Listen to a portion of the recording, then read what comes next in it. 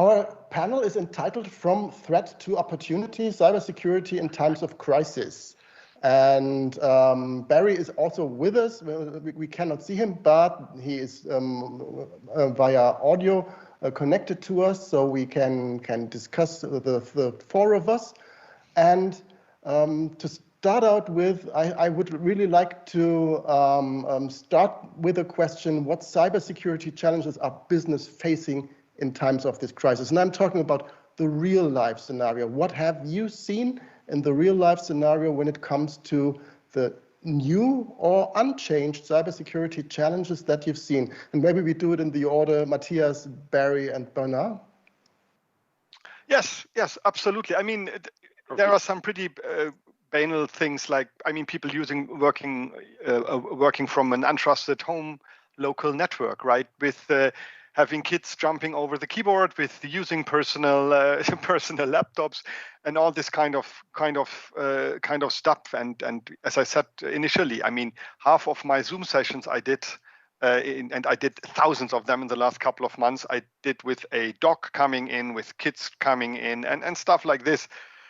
And on a more security-based piece, a very uncontrolled usage of software tools and services is one piece. Oh, let me quickly open up an AWS S3 because I need to move something from my laptop towards somebody else. And especially, and that's my last point, you see a lot of hackers that are COVID-specific, right? Phishing campaigns that have the corona as a topic.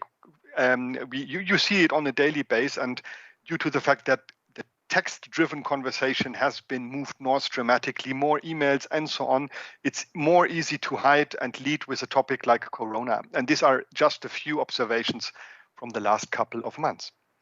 Okay, great. Thank you. Barry, what would you like to add to the real-life scenario right now? Yeah, thanks very much, Matthias. I just follow on that same customers and prospects. We're seeing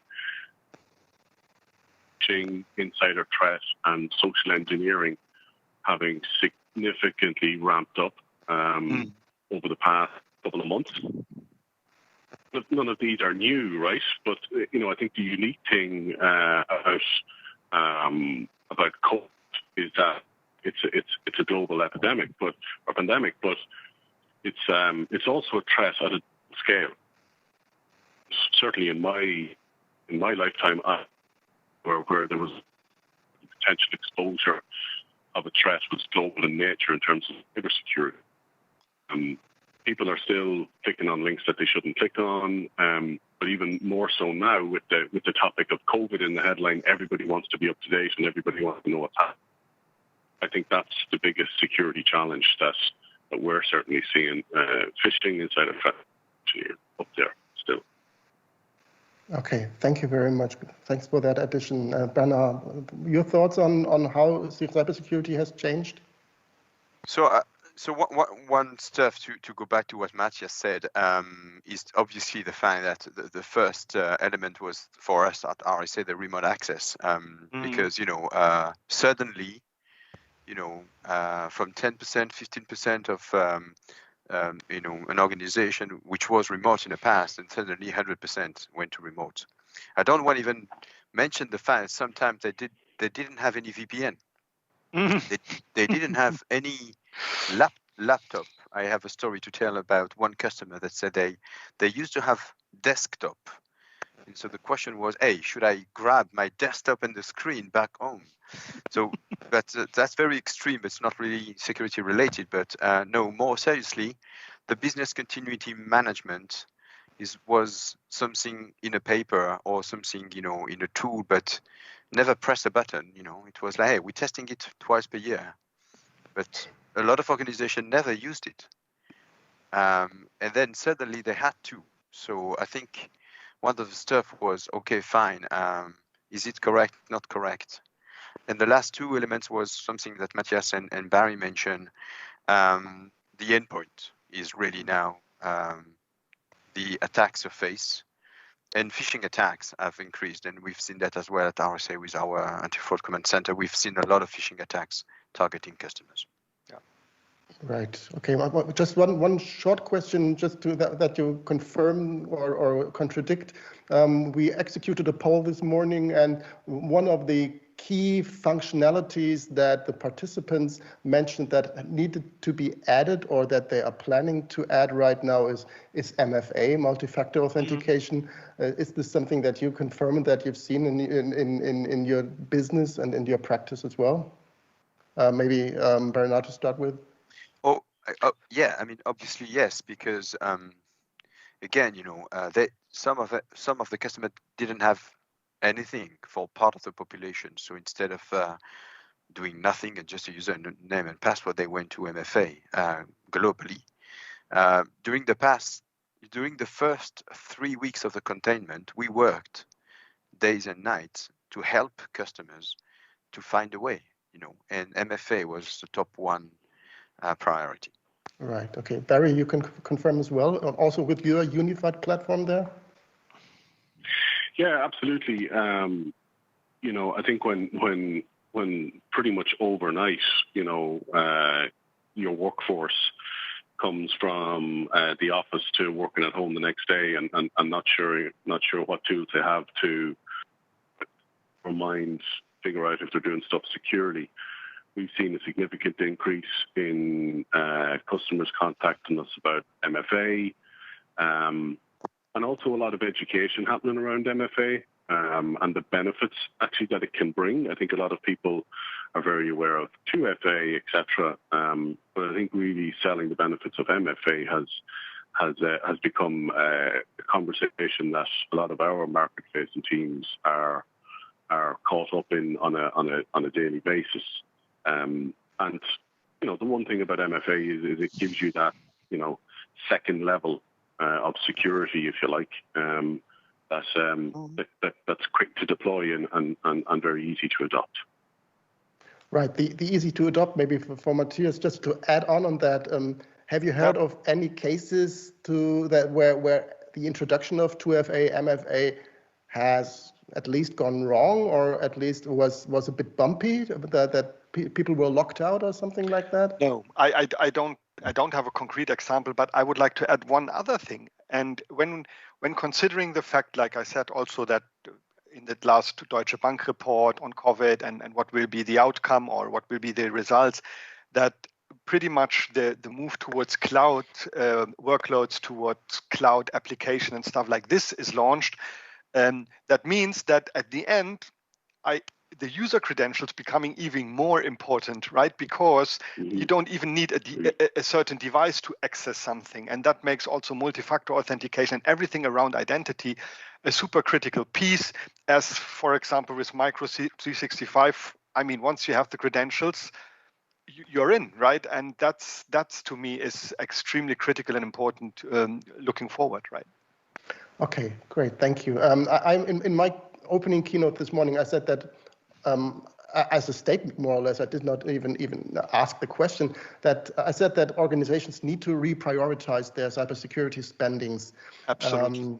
And if so, where? So the question would be, when you want to give recommendations for organizations where really to focus on, apart from that, what I said, what would be your starting point there? Again, maybe starting with Bernard. So, I mean, we have defined, this, I think, terminology which a lot of people are using today, which is dynamic workforce. The dynamic workforce, which was one of the use case, is now becoming the use case because, and within the dynamic workforce, you mentioned MFA, but there is many other aspects of security on the prioritization. The fact that on the endpoint part, now we need to have much more monitoring, and EDR is another element which is very important because, we are providing with NetWitness, for example, platform, logs, network, and endpoint monitoring. We've seen some network which was suddenly completely silent because, no one was there in the office. And so all the traffic was in fact going through the endpoint only and the VPN, instead of the network place where, monitoring there was, we don't see anything. Okay, so it has moved to the dynamic workforce use case. Within the dynamic workforce, we have plenty of elements, the cloud, the MFA, and also the monitoring of the endpoint itself, which is clearly, as Matt has mentioned, the children's, and it's not only that, so how many people are using VPN? Because, VPN is very secured, but sometimes we just open it and then go. So which is very important to mention. So the dynamic workforce for us has been designed, and that's what I wanted to say from a prioritization perspective. Right. Okay. Matthias, you want to add to that? Yeah, I mean, I'm obviously in the endpoint security industry, and Sure. And the point is what we see sometimes. We see, let's say in the legacy environments, sometimes pretty unflexible and undynamic, to use these words, solutions that are pretty LAN based and heavy to drive. And I guess it really moves towards having a thin kind of perimeter securing piece on any endpoint that also, and this is, and that was the reason why I like the presentation of Jean-Christophe, because I mean, we mostly talk about the top 100, and that's super important, but they can afford running a SOC. They can afford all of these different items and having the specialists, and can pay them. But especially in Germany, we are talking about, let's say, 95% of mid-size business. And that means also the level of automation, machine learning, all that stuff that allows us to solve a digital problem also in a digital manner. I guess that will help us, and we're going to see a lot of spendings moving towards really securing the endpoint, making sure I have historical data, making sure I have forensics that is nicely connected into the existing environment. I guess that's what we're going to see as well. Right, and Barry, maybe when you're looking at things from a centralized identity platform basis, is this something where you can relate to, that this plays together well?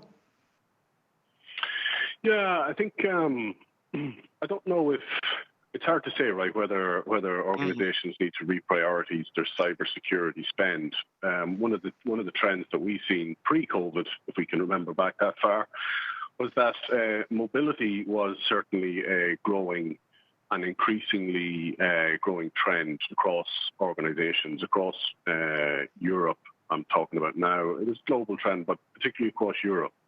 And so the trend, I guess, of managing the remote workforce, or the working from home workforce, the demands that are required there are very similar to the growing and the mobility workforce trend that was in play beforehand. And the common denominator there is managing the identity. And so if you look at management of the identity, you also see, and you look across the risk of the business, people are typically seen as the weak point, right? Everybody tends to point to the problem between the keyboard and the chair. That's the weak point. But as I like to say, well, if people are the weak point, security isn't doing enough to enable them. And so if we look at Verizon's quotes and whatever else that they have for their global report, they say 80% of breaches are typically down to credentials. And so if you manage somebody's identity and make it very easy for them, then what they don't know can't be stolen. So I'm not so sure about the need to reprioritize where cybersecurity spending is. I think it may be a case of it needs to be doubled down, and the business needs to really get behind it to drive it through, so that people can be secure and that the business can better manage its risk. Okay, got it. Thank you very much for your contribution. We are already getting close to the end of our session. This is surprising. But maybe one more question. As we said, this is from threat to opportunity. What do you think, what are the benefits that organizations that were thrown in this situation can take away from this situation? I have learned from myself, to start with, that I think we had to do work from home, but when we do it correctly, we are capable to work from everywhere. And that is a business enabler, in my opinion. So that is really an opportunity. What other aspects can you think of, or do you contradict, or can you confirm that? Maybe again, starting with Matthias this time. Okay, yes.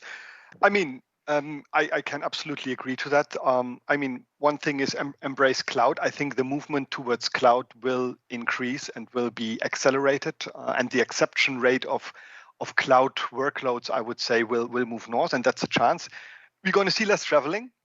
This can also regard it as something as a security piece or a productivity piece. I guess we going to make some gains here. I had this story of the CEO who will very likely go down from 200 days of traveling to 100. This is also a cost piece. I mean, there's a lot of gain in that, and I think we're going to see a faster, and that's also a gain, a faster. I would call it the next wave of virtualization with Kubernetes, with Docker, moving to workloads, being able to spin them up in milliseconds, and gaining to that dynamic workforce, as Bernard is saying. I guess there's a lot of that. There's a tremendous amount of opportunity that has been accelerated through COVID. Great, thank you. Barry, again, maybe to add to that, where are you seeing the actual business opportunities that can come from this situation? Yeah, I think as Matthias just said, one of the words that he used there was trust, and I think that's going to become key across all business levels and across all teams going forward post-COVID. Definitely think travel is going to fall off quite a bit. Workforces are going to become more decentralized, and so therefore solutions and solutions and services that are put in place need to be able to adapt to that. Again, back to the trust thing from a security perspective, I think that security leaders right now have a huge opportunity to position themselves centrally with business leaders to really lead on how to secure the business going forward, because this is totally unprecedented, and key to that will be speaking in the language that the board understands. So I think trust across the board, both from an employee perspective but also from a business and a security perspective, is going to be key. Okay, great. A final question to you, Bernard, before we close down. What do you think are the benefits on top of that, what we've already heard? So at RSA, we have defined 4 phases in that big crisis that we've never seen before. Contain, that was the step 1. Sustain, assess, and adapt. I want to go back to the business continuity part. I think customer will sit down and try to find out, how did we manage the crisis? How did we manage the breach? Because not a lot of people are talking about it today, but definitely when they will go back a little bit, they say, okay, fine, we've been breached. So I think the business continuity management and the breach management or crisis management are something they need to sit down and understand how they did, because some of them did very well, but some of them it was very, very, very difficult for them just to sustain. It was not only putting the people at home, but hey, how can we make a real business continuity management in a proper way? And how can my SOC still be alive? Because suddenly, 15 people or 20 people were not working together. So that's my thought. Okay, great. Thank you very much. I actually have to, and I don't want to, close down this session. Thank you very much, Matthias. Thank you very much, Barry. Thank you very much, Bernard, for participating. That was a really nice discussion, and I learned a lot. And I'm looking forward to talking to all of you again, and the next time face to face.